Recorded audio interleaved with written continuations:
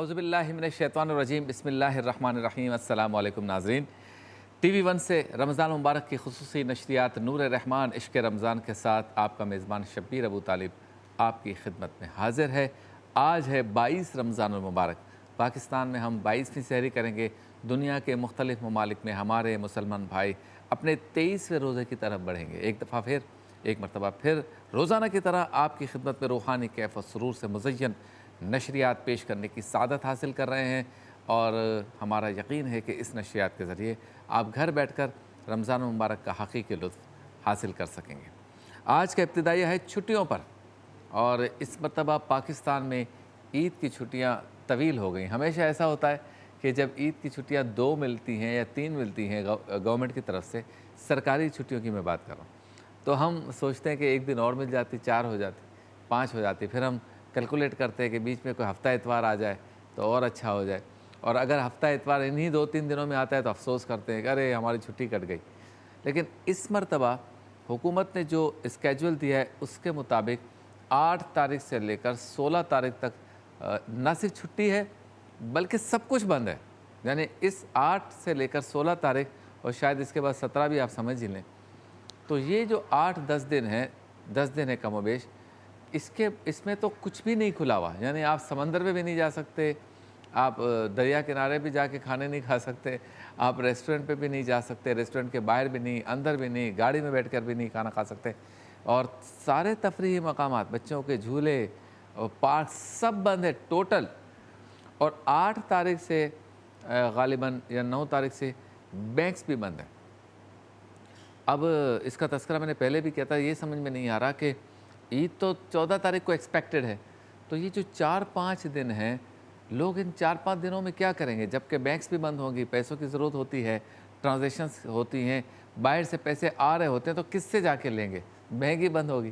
اور دوسرا یہ کہ لوگ کس طرح سے جو ہے وہ اپنے بچوں کی شاپنگ کریں گے، اپنے معاملات اور کاروباری معاملات دیگر معاملات کو نمٹائیں گے، کیونکہ جب شاپنگ سینٹرز بند ہوں گے، آفیسز بند ہوں گی، دکانیں بند ہوں گی، تو آپ اپنے پینڈنگ کام کیسے کریں گے جو کہ عید کی رات تک چل رہے ہوتے ہیں۔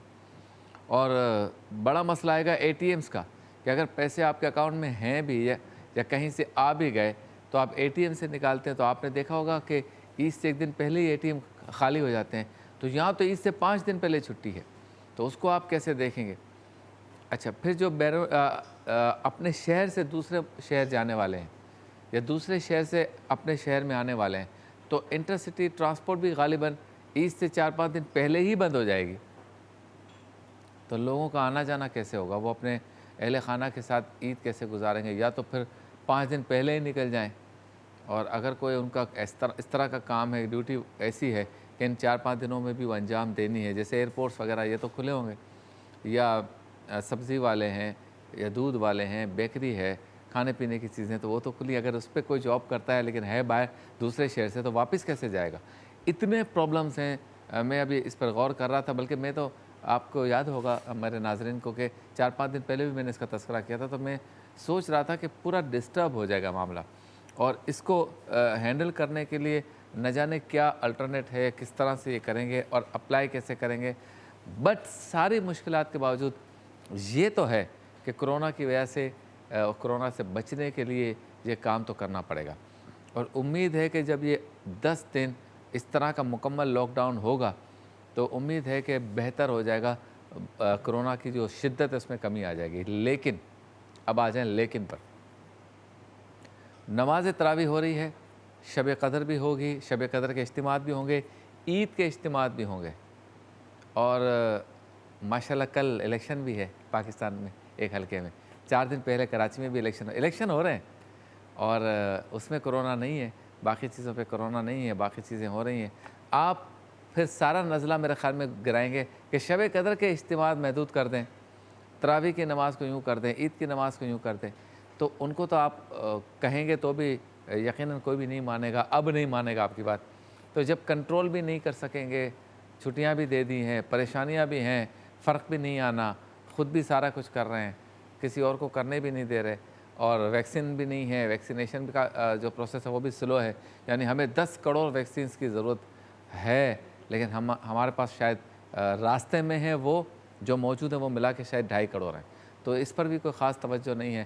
اللہ تعالیٰ رحم فرمائے۔ پھر بھی سارے ریزرویشنز کے باوجود حکومت کی بات ماننی ہے، اداروں کی بات ماننی ہے، ڈاکٹرز کی بات ماننی ہے، اور ہمیں SOPs کو فالو کرنا ہے، ٹھیک ہے۔ جائیں گے وقفے کی جانب، اور وقفے کے بعد جب واپس لوٹیں گے تو ہے کلام عشق، مفتی محمد اسحاق مدنی صاحب بیان کریں گے قرآن پاک کی ایک یا چند آیتوں کا ترجمہ اور مختصر تفسیر۔